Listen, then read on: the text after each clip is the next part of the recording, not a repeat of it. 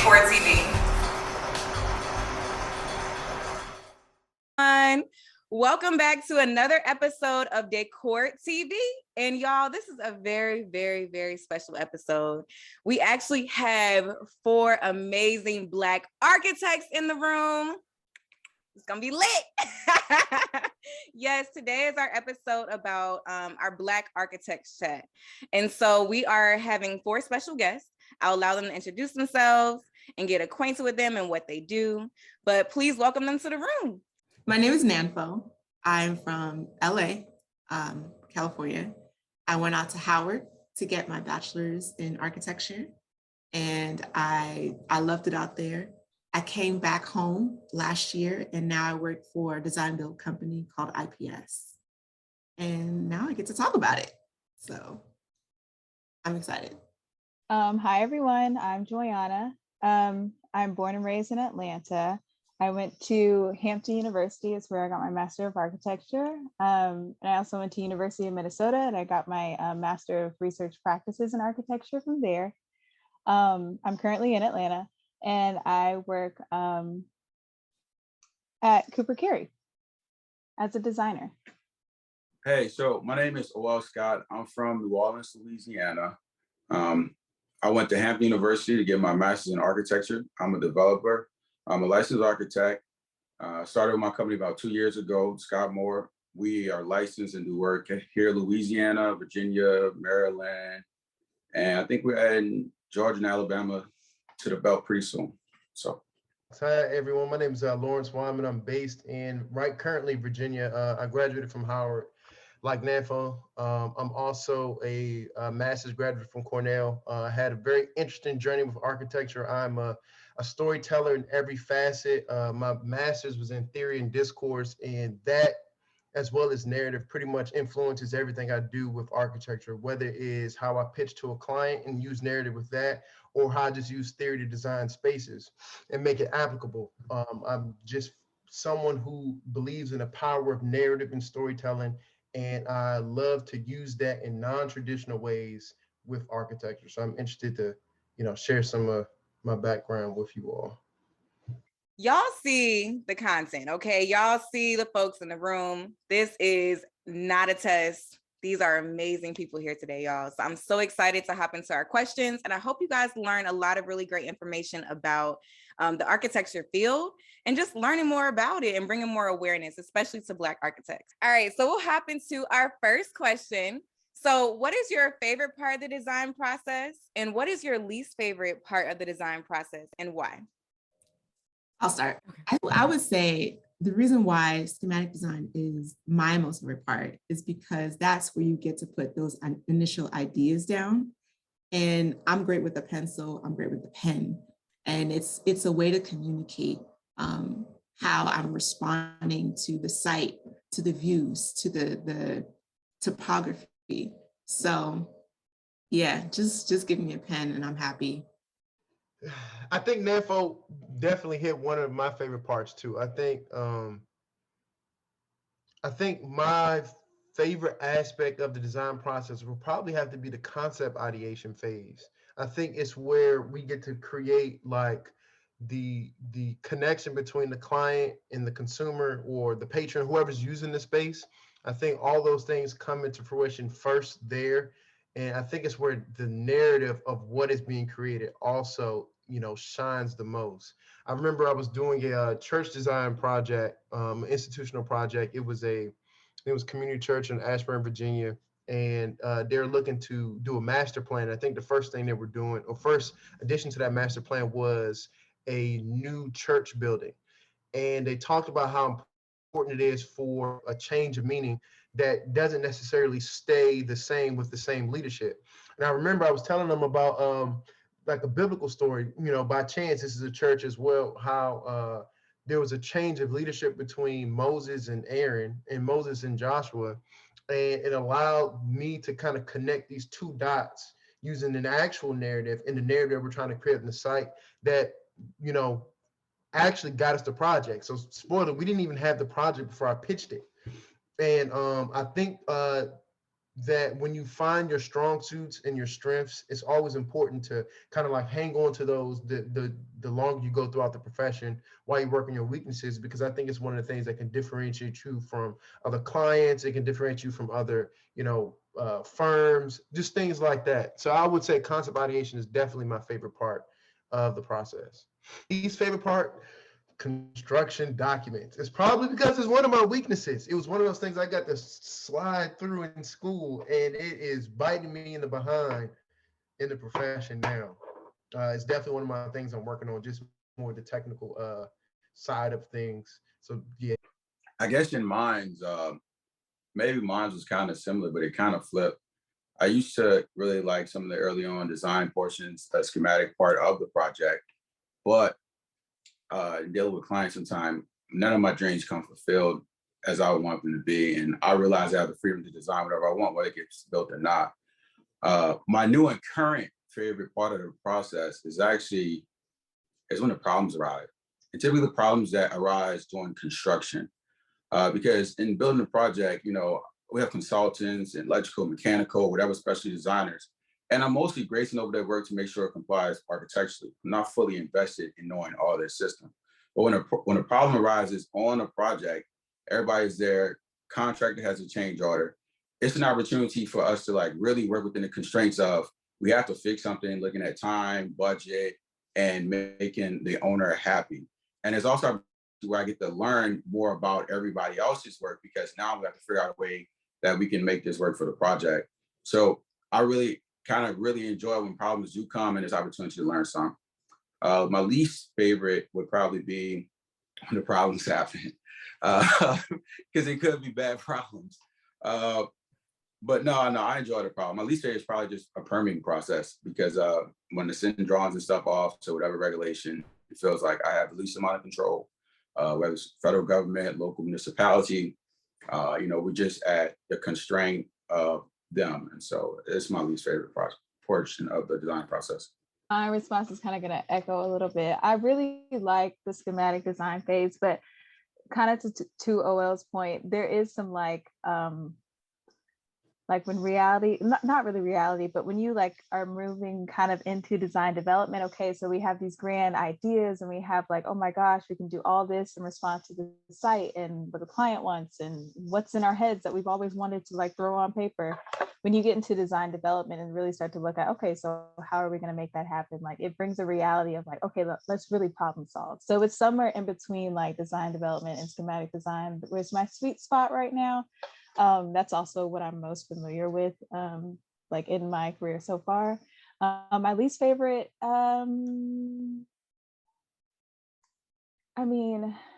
construction documents, they're not the most fun, but I find my fun in it.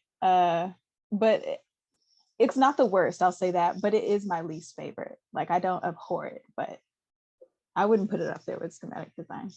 Like putting pen to paper for me. And so Joiana, I hope I got it this time. Like what she was saying, that sweet spot between schematic design and design development, that's really where you get to see ideas stick, make it, or something that's kind of changed around. And yeah, I really appreciate that process. I'm an artist at heart. And even that's part of why I chose architecture. So I really like that time to work out ideas. Least favorite would probably have to be, I think, in CA, where some things are being switched around. And it's part of the game. Like some things have to go and some things stay. And what you're left with is what we've agreed upon, you and the team. And hopefully it comes out great. And it's just amazing to hear you guys' perspective and to hear all the different processes that you guys like and what you don't like. And I love that, you guys are artists, right? People don't talk about that enough, right? Talk about the artist aspect of architecture and everything that goes into it. It really takes like a design type mind, right? It starts with your mind and seeing that and having that gift before you can even get to you know, all the fundamentals that come into the field. So thank you all for sharing that for sure. With that being said, I would love to hop into our next question. And y'all can feel free to correct me. You know, I've tried to find research, but honestly, it's a lot of conflicting things out there, right? But I've seen everything from 2% to 22% of architects are Black, right?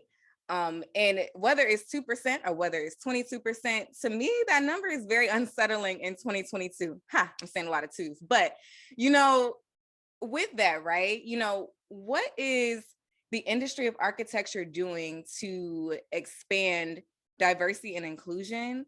And, you know, what shifts are they making towards that? Kirsten, 22% sounds amazing compared to what I've seen it is. But I'll speak from my perspective as a aspiring Black female architect. I've seen 2% or 4%. I know that we're not at 1,000 yet. I think firms and just the industries kind of moves and shifts towards more equitable and diverse and inclusive professions and spaces and workplaces. I think it's kind of in levels. I think there's a level of like acknowledgement. And I won't necessarily say this is the bottom, but the first one I'll say is acknowledgement of like, okay, things like Juneteenth is a paid holiday, or like, you know, acknowledging these different things. And then I think, and then another kind of aspect of acknowledgement is like, we're in the social media age, and like on your page, on your different handles as a firm or I'll say as a firm, I'll speak on a firm level, but you know, you speak about the designs you do and like you showcase your work and sometimes your staff and talent and things of that nature, but that is also a space to kind of speak out about different things that are going on in the world as it pertains to the built environment or what have you. And obviously as it pertains to diversity, equity, inclusion, and different issues of that nature. So I think at an acknowledgement level, it's like, are you recognizing some of these things and are you speaking out about them? And then I think there's also a support level of that percentage of how many licensed architects are out there. And I think a lot of firms are making shifts towards actually helping their people of color and their more diverse staff of getting licensed. Sometimes that looks like they pay for your test if you pass, and sometimes that looks like they pay for your study materials, but I do think they're making shifts towards that. And then I think there's another level of like appointment, which I think is where the action really starts to happen. Appointment, I mean, of like, you know, a diversity and inclusion group or council, or, you know, I don't know, somebody in the C-suite, or there's somebody or a group in that firm that is really responsible for like rallying people and action behind like making strides in that area. So those are kind of the levels that I would kind of define, especially at a firm level, of how the industry is kind of making shifts. And then another like statistic, I guess, to think about is, I don't know, this isn't the politically correct way to say this, but historically, like architecture and the building, just like this industry is known as the white man's profession.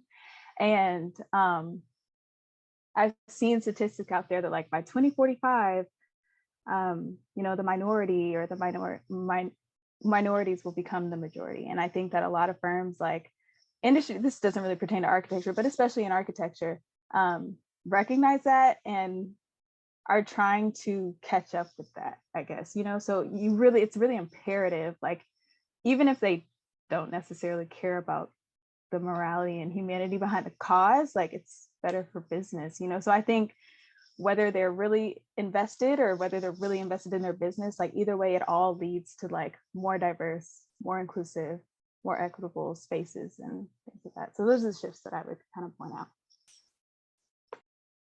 22% sounds nice, but it is not, at least the last time I checked the census, even if it has increased, it hasn't increased fast enough. I think one of the things you also harped on that I want to jump on is that, you know, the institution of architecture is governed by certain institutions, and it is a, you know, profession that's dominated by certain, race, a certain gender, a certain age, a certain class, and a certain color. And all those things kind of formulate, the obstacles and the hurdles that BIPOC, or people of color, minorities have to, get over to even get recognized within the profession. And the thing is, I always look at it from two different aspects. There's the academic side of architecture, and there's the actual practice side of architecture.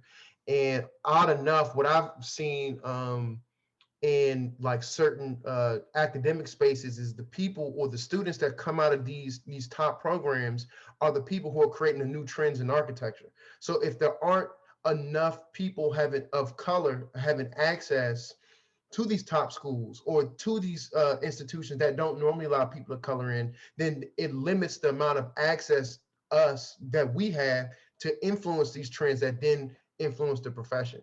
And a lot of those dominating factors that are currently in the profession, they kind of bring their attitudes towards it too. You said it best. It is a old white man's profession, respectfully speaking. So there are certain biases that come with that as well. I remember I managed to get more responsibility on a design project. And I remember, I'm not going to say the firm, but my boss would let me know that, hey, look, I think you should sit this presentation out. At that time, I had like a large beard, my locks were long. Oh, well, I'm pretty sure you can speak to sometimes the discrimination we face with locks, or just having a certain, just a certain aesthetic. And my boss literally was like, you know what? I think you should sit this one out. And I was asking him why. I put a lot of work into this project. I was ready to pitch it. I was ready to, speak. I love talking. As you can see, I could talk all day. But he opened up and said, yeah, I just don't know if the client is ready to see someone like you yet. And this was just 2 years ago, as well as that, I think there's this interesting within inclusion and diversity and inclusion, that opportunity of, like, the more opportunity equals the same outcome. And I don't think that's the case. Just because more people have access to the programs, that doesn't actually mean you'll have the same outcome. So for instance, I went from Howard to Cornell. I think Howard really prepped me in a way, advanced in terms of technological perspectives, just new teachers, new viewpoints. It's really pushed that specific school in a great direction. But when I was there, we had to do it less. And what that does with architects, I think, is really interesting, is that it allows us to create these solutions with less. Because just like Oel was speaking about, when problems arise, that's the difference between architects and artists. We use designs to create solutions. It's not just, it's not just well-designed buildings. There are buildings that have a specific purpose that solve a certain problem with a certain solution. So, and then you have 5 years of school. You have 2 years of, or 2 to 3 years of, you have to, get your hours. And if there's not enough access to the schools, then that limits the access to the people that are also within the profession. So I think just like there's this twofold thing that needs to happen, which I personally would say I haven't seen enough of. Last thing I'll say, when I was at my master's program, I was the only Black person. Like literally the only Black person. Korea, Venezuela, no Black, no African, and I think that has an effect on the things that are portrayed within the profession, as well as the spaces. Specifically, I think the biggest increase of inclusion will have to be with women, which I'm really glad to see. I remember listening to this TED Talk about diversity and inclusion in architecture, and it talks about how when you have enough, what happens when you don't have enough women in spaces, specifically when you're designing cities. The perspective of a male in walking down certain alleyways, specifically like urban design and urban planning, will have a completely different perspective than a woman. It's a completely different perspective on safety. And it's more of that, but it's still not enough. So I would say, just to piggyback off of Joy, that we need more policies. We need more things that allow us to create similar outcomes, not just more opportunities to fix this problem of diversity and inclusion with architecture, or it's going to stay the same way it is now. I do want to say I have seen like looks before from having dreadlocks, being inside this profession. When I operate as an architect, I have dreadlocks on and I wear my scrubs to all my job sites. But now that I'm doing it for myself, You can't tell me nothing. You can't. In the beginning, I would downplay it and just say like, I'm just a guy at a company. When it's like, it's my company that you guys hired. But I want to say the importance of having more people of color, Black people inside the profession, you know. But for me, it's beyond the numbers game. That's how it started. I knew how many Black architects there was in Louisiana, and I used to count down the days so I could become the next one. But once entering into the field as an architect, right, what I really noticed and understood was that I wanted more people from communities and areas to have more input on the things that was going on inside that, whether that be under the role directly as an architect or a role that's adjacent to it that has an equal amount of influence on those things. If I could answer the question, I would like to just start with from the top.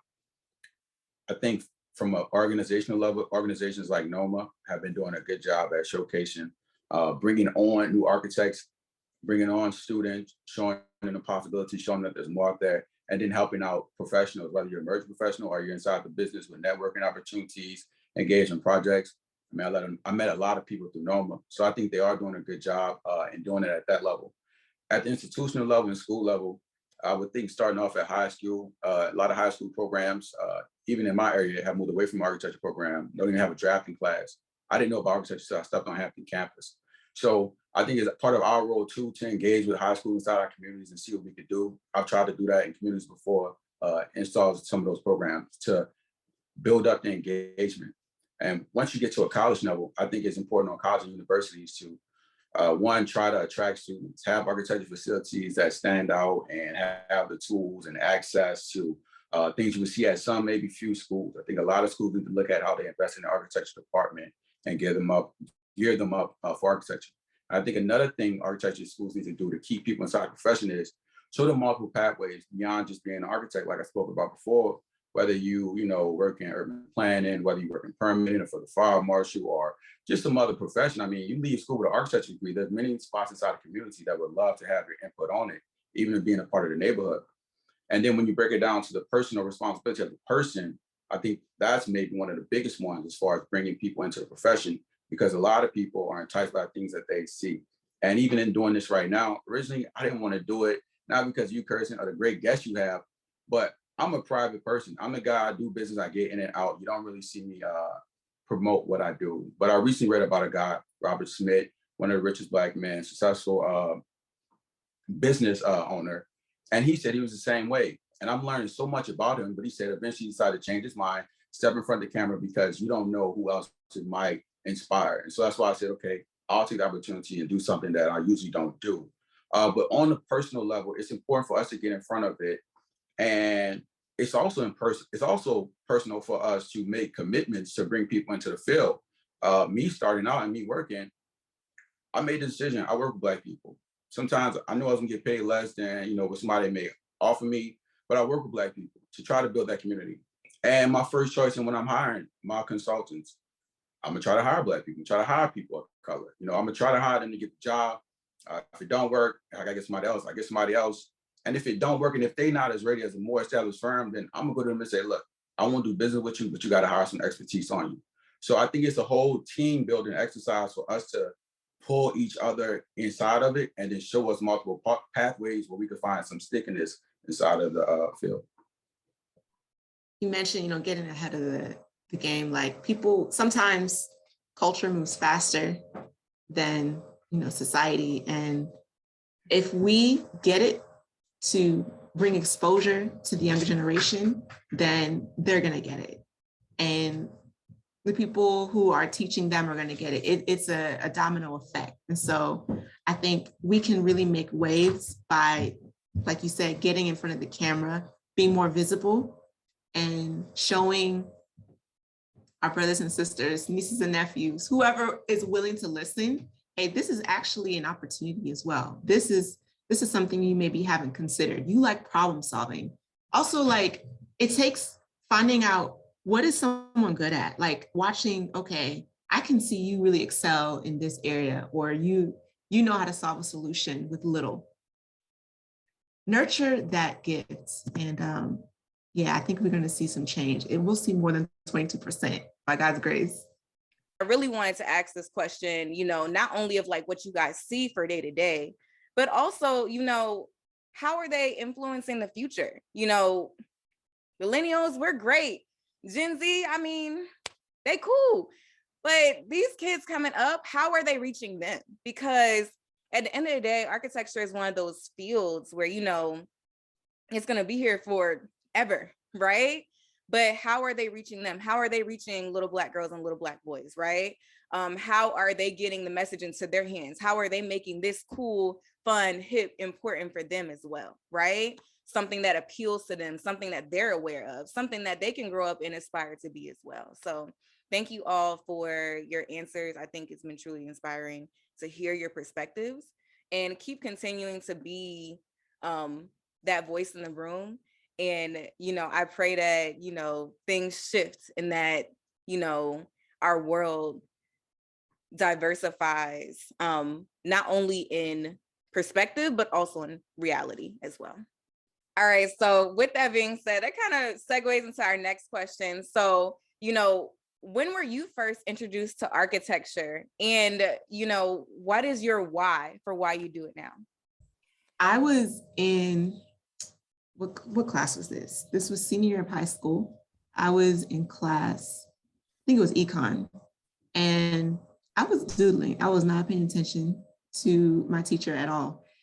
And I had the kind of teacher who would encourage people, and he just knew how to do it. So he saw me, and instead of calling me out, he's like, you should consider architecture. And it was just on a whim, right? And I'm like, okay, I was gonna do fashion design. And we'll talk about that later. That's for the next interview talk. But I kind of brushed it off. And it wasn't until I got to college, community college, actually, I took one class and I loved it. And I was like, I could really see myself doing this long term. I poured myself into that class. I learned so much. And it was really homes that got me interested and I think keep me in architecture. Yeah. I'm similar in that I'm an artist as well first before anything. So the way I kind of got introduced, and it's not funny, but I guess ironic because we've been in the previous questions, we're talking about how, you know, we need to be the advocates and we need to be visible so people know about it. Well, I had no idea what architecture was.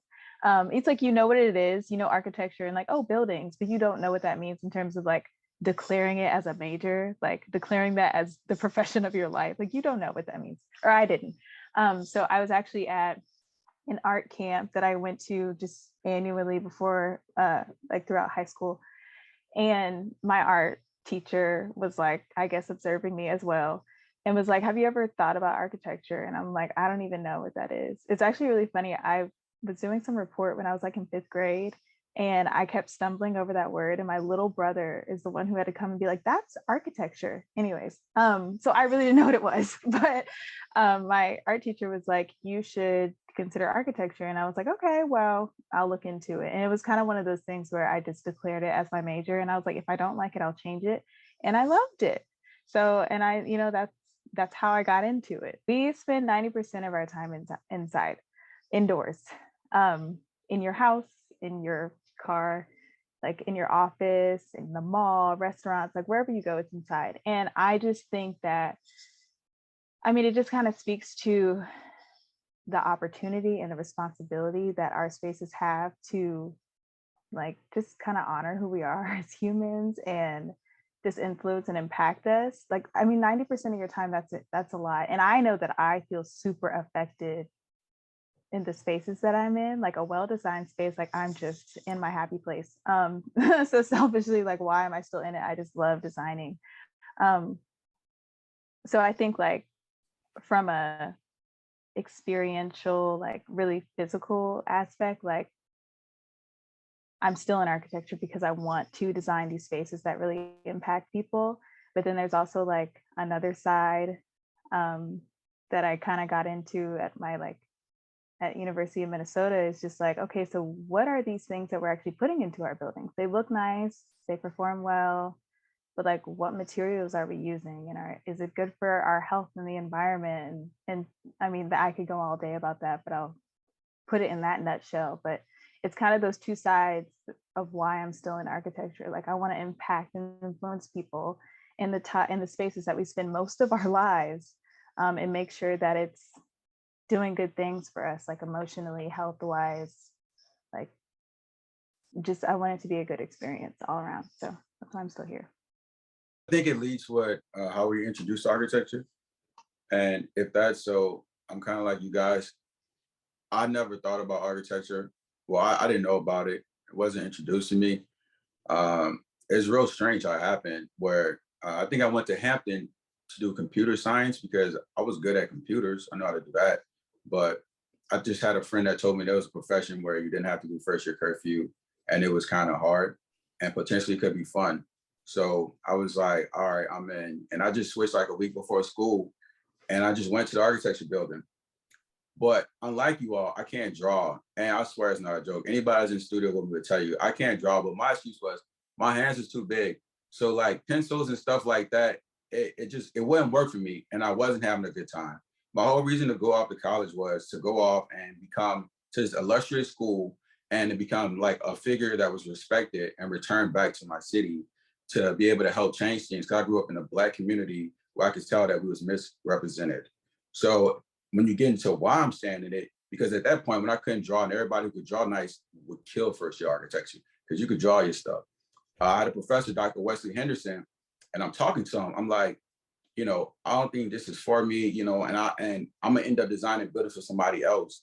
I'm gonna be stuck in that same predicament where I don't really have control of my community like that. And I was like, no. And he explained to me the role of developer. I said, okay, I'm switching and becoming a developer. And he said, we don't have a program here, and it's not that easy. You got to be rich or marry somebody rich to become a developer, or have a best friend that work in a bank. So I said, okay, cool. I'm gonna become an architect because she showed me how the pathway between becoming an architect could be an opportunity to leverage opportunities to developers.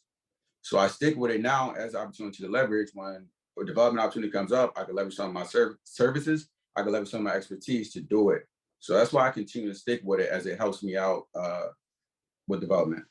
I'm hoping to do business with people like you, Oel. I think it's really interesting to hear your story about how, like, just a week out, you switched your program, and now you are among less than 0.6 of the people in the profession that can call themselves licensed. And you look like you're under 40. You look younger than me. Yeah, look, I'm a little shy of 40, a little bit. I think that's amazing, man. I think there's not a lot of I don't even know any Black or African developers within the profession. And to think that one now is like 1 degree of separation, it's just like, people need to see that, man. And I think that's also my why for doing architecture. I think one of the things that I'm really passionate about is creating like well-designed spaces for underserved communities. I think I've seen well-designed spaces do the most good in areas like that. I did some work in Liberia where I had an opportunity to win a design competition to build this digital-based library for this school called Wyman versus Tubman University. I believe that's what it's called. They'll kill me if I don't remember what it is. But just from something like showing an image of a rendering allowed like so much, it gave them so much permission to have hope. And this wasn't even an actual space yet. It was just the idea of having a new space. And it reminds me of one of my favorite philosophers, Gaston Bachelard, and he wrote in this book, The Poetics of Space, when the world is new, the image is new. And I don't think there's any truer than within any profession besides architecture. When the world is new, or when the image is new, the world is new. And for me, I ended up getting into architecture early on, but I didn't even realize what I was doing. It was with Legos. I always had like this desire to build when I was young, but it wasn't until I got to Howard or before Howard, I realized that what I was really interested in doing was animation. I enjoyed creating worlds and drawing, but I couldn't go find a school with a decent enough animation program that I could get into. And my dad worked at Howard at the time. So, you know, you're in a Black household, you don't got no money, you're going where it's free. So, but Howard turned out to be literally one of the best decisions I ever made in my life. And during that process, I think like the first 3 years of architecture, an older Black male who passed away last year, who spoke life into me and gave me opportunities to travel, to do these different things that let me know this is what you can do, that allowed me to know that there's a lot of power within architecture and a lot of good has to be done with it. And I don't know if there's enough people like Oel that knows that there's good that needs to be done with it, specifically within our communities. And that's one of the whys now that keeps me in it. And I know that I have to do good with this gift, with this profession, with this skill set, because not many people can do it. And especially people that look like me and Noel. Like when you get to places, it's crazy how you find yourself in places that are meant for you and you didn't even expect to be there. And once you're there, your why can develop. I think sometimes we talk about how like you can have a why before you get there. This is your why and what drives you. But sometimes you don't have a why before you get there. Even when you develop a why once you get there, it doesn't matter. Your why is what keeps you going.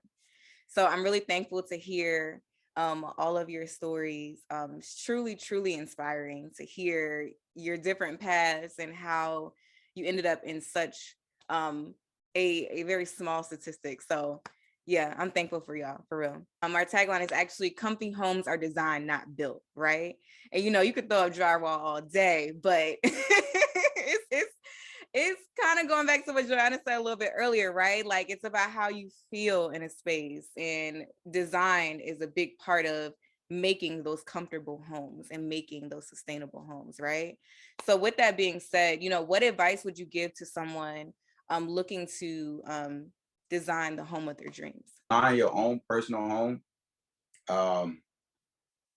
That's a real personal question. That's why I don't do homes, because I don't like clients that have such a close attachment to it.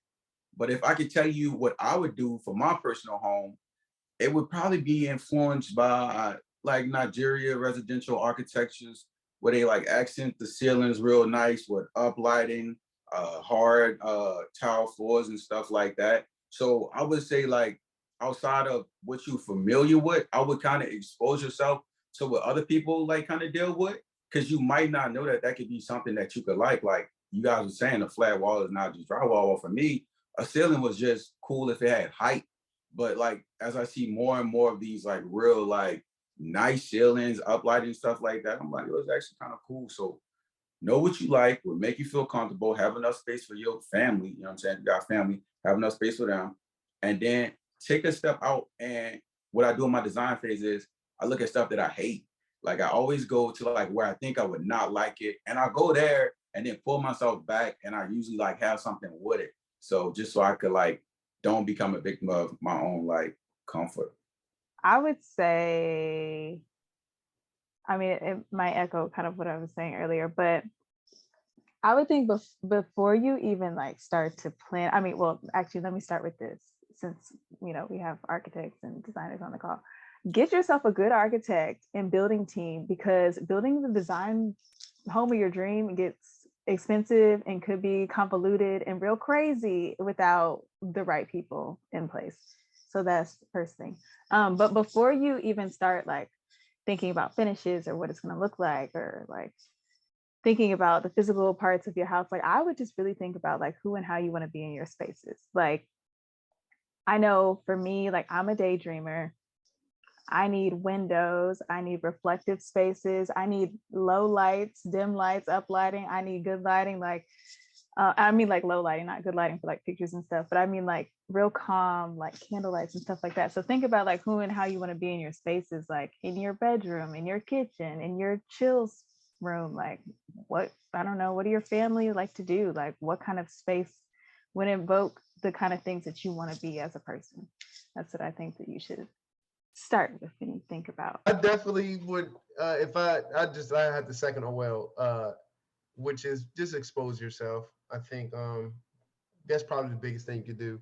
But to piggyback off of what you were saying, Kirsten, before about what is happening with architecture in this day and age, what I've seen recently over the last few months after finally becoming an official DC resident, there are a lot of people who are DIYing their homes, and it is, I've never seen There's so much power that they're taking back by just being able to do certain things themselves. And none of these people are trained. They have no background in interior design or architecture, but yet they have this. They're obtaining this opportunity to build their dream homes by doing it themselves and exposing themselves to people who are also wanting to do the same thing. And I say, expose yourself, but also find or follow people. Use social media to your advantage, and follow people who are doing this themselves, because it is achievable with a pretty moderate budget if you do it on your own. I would say definitely identify what's important to you. I'm born on the West Coast, but I have Southern in me. My neighbor across the street, they have a front porch, and my roommate would always be like, I want a wraparound porch. Make sure you give me a wraparound porch. I said, okay, you will get your wraparound. You know what? People watching is actually part of architecture. How do people interact with the space? And I know I want a front porch. I want an alcove. I want certain aspects that provide some seclusion, but still visibility. And it goes back to what Joiana was mentioning about who's sharing that space with you, who's enjoying it with you, and identifying, okay, what are the non-negotiables? What is it that we need, and how can we make it happen? So yeah, I think definitely the people you share it with is more important than the space, because they can make this space livable. Amen. It's hard. I'm trying to save up for my dream home. And I just want to talk about a common thing for people that do watch this, right? Whenever somebody find that out, within 2 days, somebody will ask me to do their home for them. And I get a lot of people that want to get their home done. But a common thing that people that can't get a dream home, but got a home that they want, they do is they come to me with a set of plans that's already done. They just need the architecture stuff to just make sure it get through permitting, right? Which is wild. But a lot of people that go get houses built, they either have one thing, they work with a contractor, because it's a home. Contractor's been building homes for so long, they got plans. So they'll get some plans from a contractor, say, change a few things, and that's how I want my house built, and get it done like that. And say, I want my house just like this, get a contractor, draftman, do it real quick.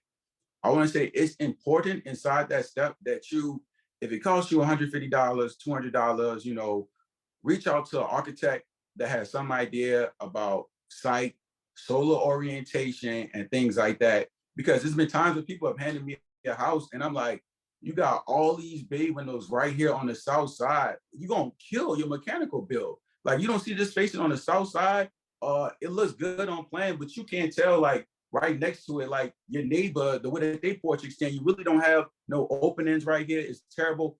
It's just always good to get somebody that care about these things in the house every once in time, because it's like, if not, you'll go build a house and then you hate it, or it's too expensive or overpriced. So it's always good to have like some type of responsible party that's going to take in consideration what takes this set of plans and makes it work for the site experience. For the people that's not buying their dream house right now, if you just need a spot to crash, you want to get you a rental property or whatever, have somebody look at it, just have them. But yeah, and I love what Oel said about how like homes are personal. That's actually why I love interior design. I love how personal. I am actually baffled that people trust me in their space, right? Because I feel like your space is like, it's your sanctuary, it's protective. Like, not everybody should be welcome into your home, right?